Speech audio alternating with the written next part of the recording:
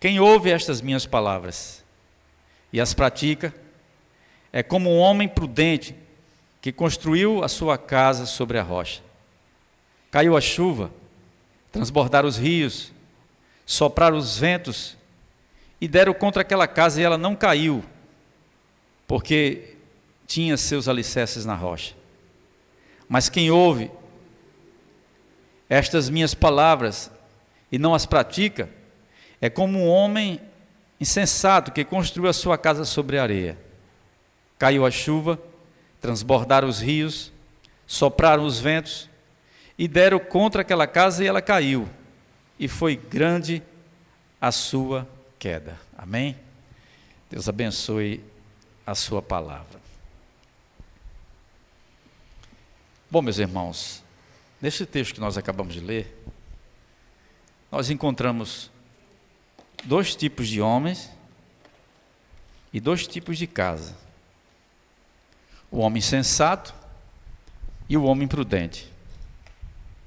A casa edificada sobre a rocha e a casa edificada sobre a areia. Há diferenças entre o homem prudente e o homem sensato, obviamente. Bem como a diferença entre a casa edificada sobre a rocha e a casa edificada sobre a areia. Mas há uma semelhança entre as duas casas e vocês devem ter observado aqui no texto. Assim como a casa do homem prudente, do homem sensato, a casa do homem prudente, sobre ambas as casas bateu a ventania, bateu o temporal, bateu a tempestade. Nem a casa do homem ímpio foi poupada, e nem a casa do homem prudente. Isso nos faz ver, mesmo, uma realidade sobre as casas, sobre as famílias, que independentemente da fé que nós professamos, mas todas elas estão sujeitas às turbulências, às tempestades e às vicissitudes da vida. O justo, por ser justo, não está imune às provas dessa vida, nem às tempestades que elas colocam diante de nós. Esta pandemia revelou muito bem essa realidade. Assim como os ímpios contraíram a peste, os filhos de Deus também contraíram a peste. E não poucos têm falecido. Hoje nós já oramos aqui pelo pastor Lam.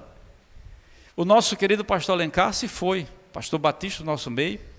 E muitos outros pastores, independentes de batistas ou não, se foram, pela permissão de Deus, é claro. Isso, inclusive, tem levantado questionamentos. As pessoas muitas vezes dizem, mas por que os crentes que têm tanta fé em Deus passam por essas dificuldades? Eles não vivem na igreja? Eles não se colocam a orar todos os dias? Onde é que está o Deus deles? Eu digo, Deus está onde sempre esteve, né? No trono e no controle de todas as coisas. Ele não deixou de estar nessa posição. Eu vi essa semana um post no Facebook, dois retratos colocados lado a lado. Um de uma pessoa temente a Deus e outro um bandista. Um cantor gospel, né? Lázaro, e o outro um ator famoso e humorista, esse Paulo Gustavo. A pessoa que colocou a foto escrevia na legenda mais ou menos assim: ambos levados pelo vírus. E diante disso é que as pessoas questionam: onde é que está Deus?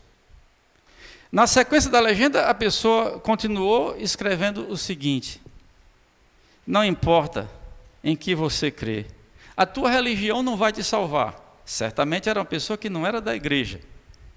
A tua religião não vai te salvar. Aqui, todos nós, somos apenas carne. Aquilo com o qual nós devemos nos preocupar, dizia, é com o nosso caráter e com a nossa essência. Sem dúvida alguma, todos nós devemos nos preocupar com o nosso caráter e com a nossa essência. Mas muito mais preocupado com isso devemos estar, é com o destino da nossa alma. Porque muito embora o justo e o injusto sejam pegos pelas calamidades, mas o que vai fazer a grande diferença é a relação dele com Deus. Por quê? Porque o ímpio, quando ele passa pela dificuldade, ele cai no desespero, ele não tem chão nem teto. Mas aquele que teme a Deus, ele olha para o alto de onde vem o seu socorro. E, sobretudo, o que faz a diferença é quando o justo que se preocupa com seu destino, enquanto que o ímpio despreza. Lázaro está na glória do Pai, mas esse outro aí certamente deve estar distante de Deus, e isso é o que faz a grande diferença. Por que é importante a gente saber disso? Porque muitas pessoas, quando constituem família, que é uma coisa linda, que é um projeto de Deus, muitas vezes perdem de vista essa perspectiva. Qual perspectiva? De que a família é algo bom, é um estado maravilhoso, mas não é algo perfeito, não é um mar de rosa, não é um paraíso. As pessoas, quando casam, muitas vezes nutrem essa perspectiva errada, né? Casou e foram felizes para sempre, aquelas histórias, aqueles filmes, mas quando elas vão convivendo, e os mais velhos podem dar ciência disso, elas vão vendo que tem dificuldade, que tem provações, que tem luta. Seria bom que os nossos filhos fossem sempre obedientes, que nunca existisse problema de saúde, e nem existisse problema financeiro, que a nossa mesa fosse sempre farta, que os filhos não dessem trabalho e os maridos fossem sempre amorosos, mas a realidade é que as famílias não vivem isso, e muitas vezes elas vivem em turbulências, em contrariedades, elas vivem em dificuldades, porque da mesma forma que a chuva vem sobre os bons e os maus, o sol quente também vem sobre os maus e os bons. E não existe famílias perfeitas, todas elas enfrentam suas dificuldades, e é bom que quando a gente entra nessa relação, a gente já entre compreendendo que será um estado maravilhoso, mas de grandes desafios, de grandes aprendizagens e de grandes contrariedades que nós temos pela frente. Então,